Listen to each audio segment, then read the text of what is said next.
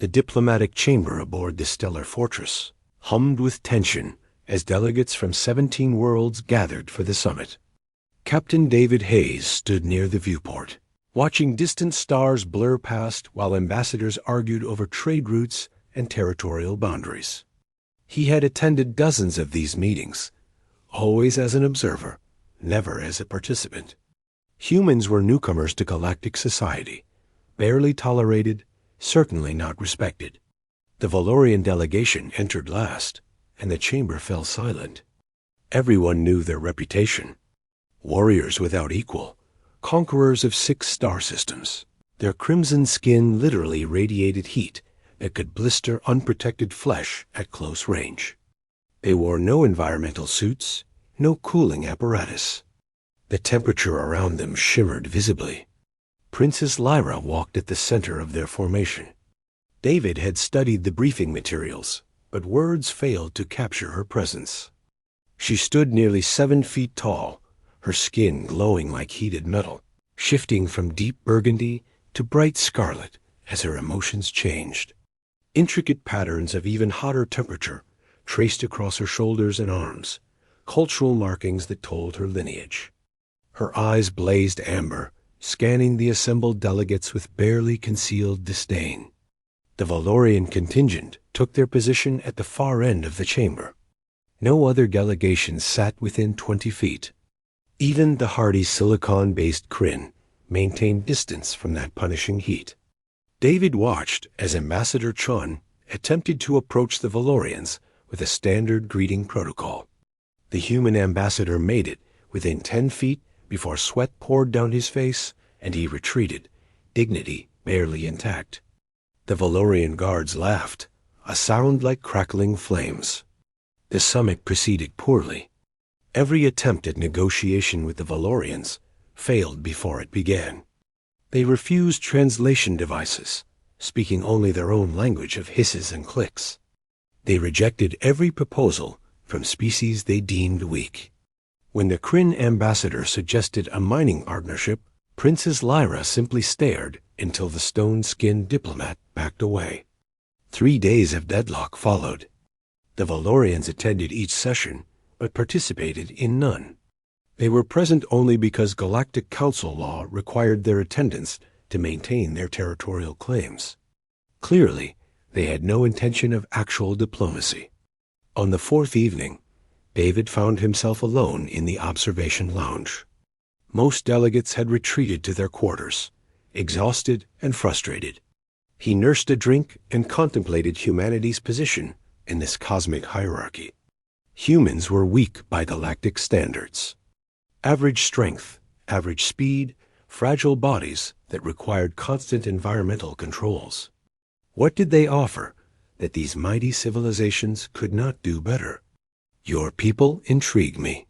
David turned to find Princess Lyra standing 15 feet away.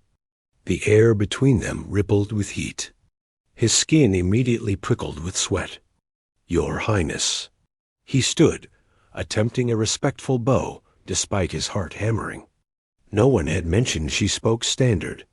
You do not flee. Her voice carried harmonics that translation couldn't capture, musical and dangerous. The others cannot bear even this distance. I spent 2 years surveying a planet with surface temperatures near 300 degrees. David kept his voice steady. I learned that discomfort isn't the same as danger. Her skin brightened slightly, patterns shifting. You are either brave or foolish, probably both. He managed a slight smile. My people often are. Lyra moved closer, reducing the gap to 10 feet. The heat intensified dramatically. David's clothes grew damp, but he held his ground. She studied him with those burning eyes. Why do you attend these proceedings? She asked. Your species has no power here. No influence. You are granted observer status out of pity. Maybe. David met her gaze. But we're here. We showed up. That counts for something. Does it? The patterns on her skin pulsed brighter. What can your fragile people possibly offer this galaxy? David considered his response carefully. We survive. We adapt. We endure. Our planet tried to kill us 1,000 different ways, and we're still here. We faced extinction and came back. We're stubborn like that. For the first time, something like interest flickered across her face. Your world is hostile? Was? David gestured toward the viewport. Ice ages, supervolcano eruptions, asteroid impacts, plagues that killed half our population. Each time we survived, learned, grew stronger. Lyra moved closer still, now only 6 feet away. The heat was tremendous, like standing too close to a bonfire. David's exposed skin reddened, but he didn't retreat. You endure pain to speak with me, she observed. Why? Because you're worth speaking to. The words came honestly. Everyone here sees a threat, a warrior race too dangerous to approach. I see someone who came to a diplomatic summit, knowing no one would even try to talk to her. That must be lonely. Her skin flared brilliant scarlet, and for a moment, David thought he'd overstepped. Then the color softened, patterns swirling in configurations he couldn't read. Lonely, she repeated softly. I have never heard that word used about my people. Maybe it should be. David felt sweat running down his back. Power and strength are valuable, but what good are they without connection? Connection burns. Her expression showed something complex.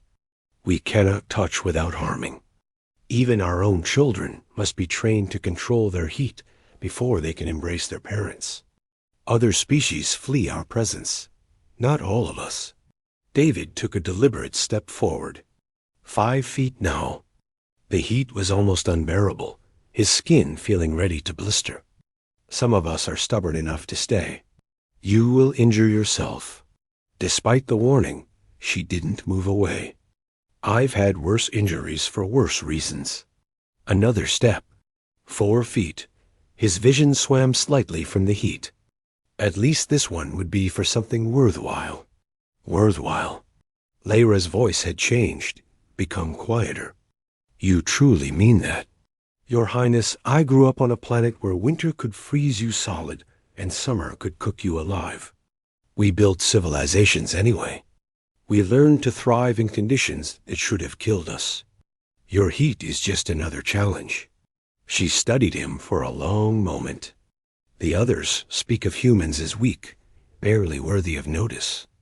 They do not see what I see now. What do you see? David asked, genuinely curious. Courage without arrogance. Respect without fear. Her patterns shifted to colors he hadn't seen before, deep purples mixed with the reds. You stand in pain, but do not complain. You speak truth, but do not condemn. These are rare qualities. They're human qualities.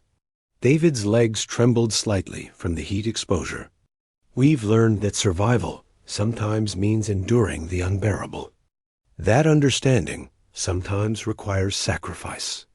Lyra extended one hand, palm up, toward him. The gesture was clearly significant, though he didn't understand its meaning.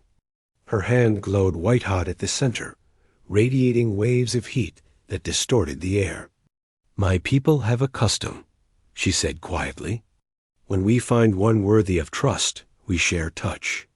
It is our most sacred bond, because it requires both parties to control their heat, to meet at a temperature that neither finds comfortable but both can endure. David understood what she was offering and what it would cost. Her hand was hot enough to cause serious burns. But this moment was about more than just two individuals. It was about proving that humans belonged in this galaxy, that they could bridge gaps others couldn't cross. I would be honored, he said, and meant it. You will be burned. There was warning in her voice, but also hope. I know. David raised his own hand. But some things are worth the scars. He reached forward, closing the distance. The heat against his palm was excruciating, like gripping burning metal. His skin reddened immediately, pain lancing up his arm. But he didn't pull away. Lyra's skin dimmed slightly, cooling fractionally, though it clearly required immense effort. Her hand trembled with the strain of controlling her natural temperature. They met in the space between, both enduring pain, both refusing to break contact. "Why?" she whispered, her voice carrying genuine wonder. "Why would you suffer this for me?" "Because someone had to try." David's voice was tight with pain, but his hand remained steady. "Because connection matters more than comfort. Because you deserve to know that not everyone in this galaxy will run from you." Her skin brightened suddenly, patterns exploding across her body in cascades of color. David realized with shock that she was crying, though Valorian tears evaporated instantly into steam. She stepped forward, closing the final gap between them, and pressed her forehead to his. The pain was extraordinary, his skin blistering where they touched. But through the agony, David felt something else. A connection, profound and real, with someone who had spent her life watching others flee in terror. In this moment of shared pain, they understood each other perfectly. "You are the first," Lyra said softly, her breath scorching against his face. "In my entire life, you are the first to choose closeness over safety. The first to see me as more than a weapon. Then I'm the lucky one." David's voice wavered but held. "Because I get to know you're more than what fear made them believe."